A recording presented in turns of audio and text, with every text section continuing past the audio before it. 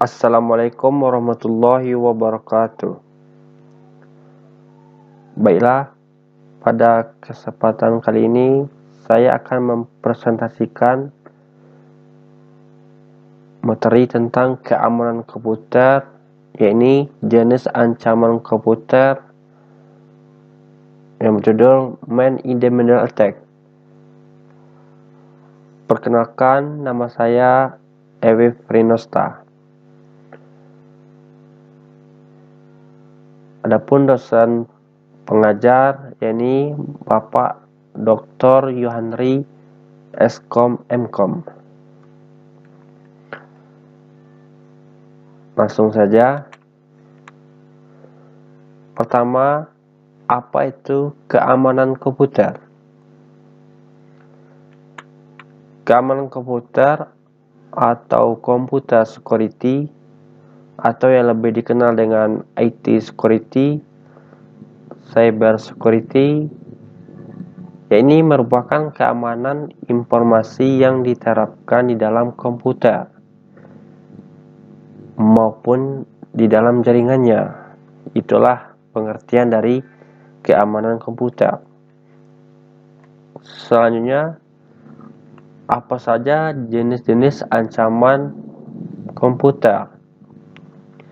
Yakni ada virus, ada email virus, ada internet worm, ada spam, ada trojan horse, ada spyware, ada brute force, ada rootkit, ada spoofing, backdoor, dan man in the middle attack.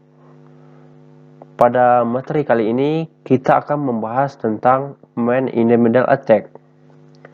Baik, langsung saja. Pertama, apa itu man in the middle attack?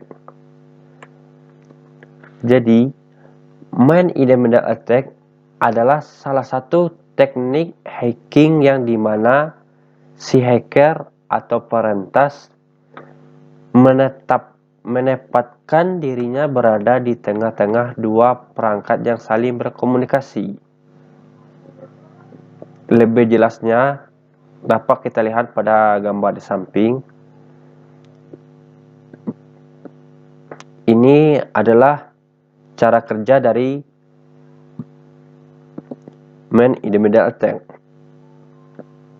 di mana secara originalnya user berkomunikasi langsung dengan web aplikasi atau situs yang diakses. Sedangkan terjadinya man in the middle attack yaitu user berkomunikasi dengan web aplikasi, tetapi ada terjadinya komunikasi baru, di mana man in the middle attack ini dapat melihat, dapat membaca, dan bisa melihat paket yang akan kita kirim dari perangkat kita kepada situs yang kita akses. Jadi, bahayanya apabila seorang hacker man in the middle attack ini dapat mencuri user atau password kita, dia dapat mengakses situs yang kita akses itu dengan akun yang kita miliki. Jadi sangat berbahaya apabila seorang man in the middle attack ini memasuki sebuah jaringan kita. Selanjutnya kita akan membahas cara kerja dari man in the middle. Adapun cara kerja dari man in the middle attack, di mana dia dapat mengeksploitasi ARP atau Address Resolution Protocol. ARP ini merupakan protokol yang bertugas untuk menerjemahkan pengalamatan dari IP address menjadi MAC address. Pada dasarnya, komunikasi jaringan pada tingkat bawah memakai MAC address sebagai identitas antar piranti. Sehingga jika tabel ARP-nya dimodifikasi oleh seorang hacker, maka pengiriman data kemungkinan besar akan sangat bisa dimanipulasi dengan maksud agar kiriman tersebut bisa salah arah. Itulah cara kerja dari seorang man in the middle attack. Selanjutnya, bagaimana skenario yang bisa digunakan hacker dalam man in the middle attack? Ini adalah gambar skenario yang terjadi di dalam man in the middle attack, di mana pada gambar di sini terjadinya komunikasi antara Alice dan Bob, dan Charlie ini adalah sebagai hacker atau man in the middle attack-nya. Pada gambar tersebut terjadi 4 serangan yang bisa dilakukan. Pertama, ada sniffing, ada intercepting, ada tampering, ada fabricating. Baik, akan kita jelaskan satu persatu serangan yang terjadi di komunikasi antara Alice dan Bob.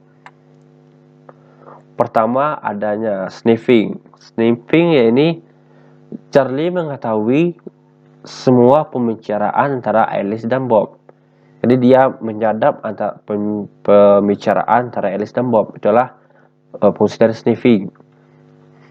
Kedua, ada intercepting, yaitu Charlie mencegat pesan dari Alice ketika Alice ingin menutup percakapan dengan Bob, dimana dengan Bob, I'm going to sleep, bye. Dengan begini, Bob mengira Alice masih berkomunikasi dengannya, padahal tidak. Selanjutnya yaitu tampering. Tampering yaitu Charlie mengubah jawaban Bob kepada Alice dari akun PayPal Bob jadi Charlie. Jadi si Charlie ini mengubah pesan dari Bob kepada Alice dengan PayPal Bob menjadi PayPal Charlie. Itulah bentuk dari tampering. Selanjutnya adalah fabricating. Fabricating ini Charlie menanyakan nomor social security number kepada Bob, padahal pertanyaannya tidak pernah diajukan oleh Alice. Itulah skenario dari komunikasi antara Alice dan Bob yang terjadi, serangan yang terjadi pada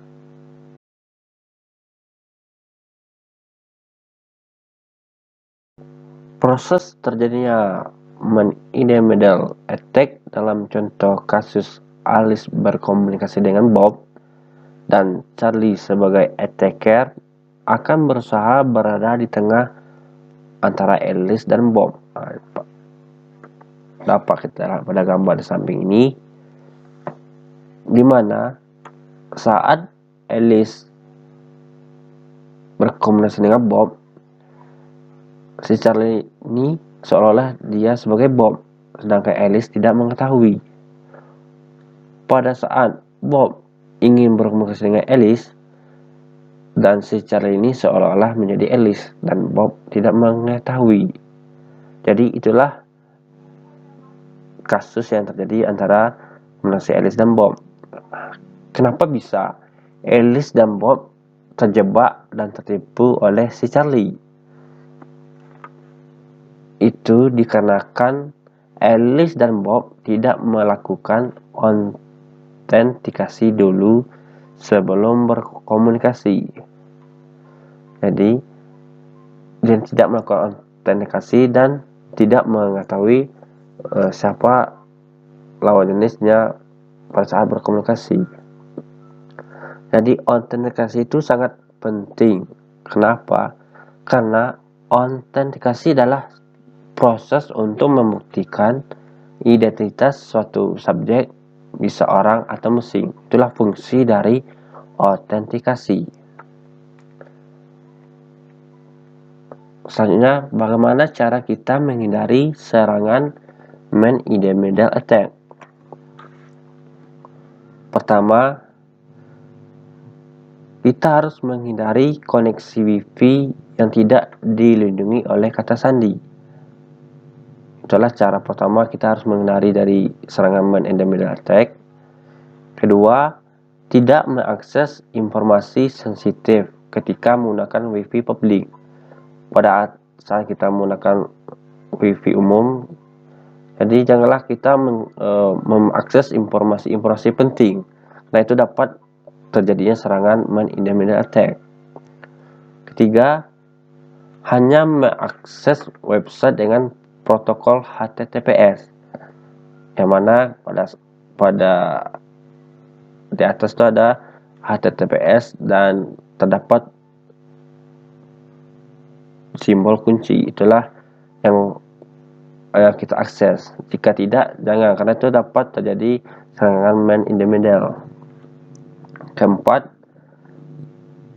kita harus menggunakan VPN, Virtual Private Network, karena VPN mampu mengenkripsi lalu lintas website untuk membatasi kemampuan penyerang untuk membaca atau memodifikasi komunikasi yang sedang Anda lakukan.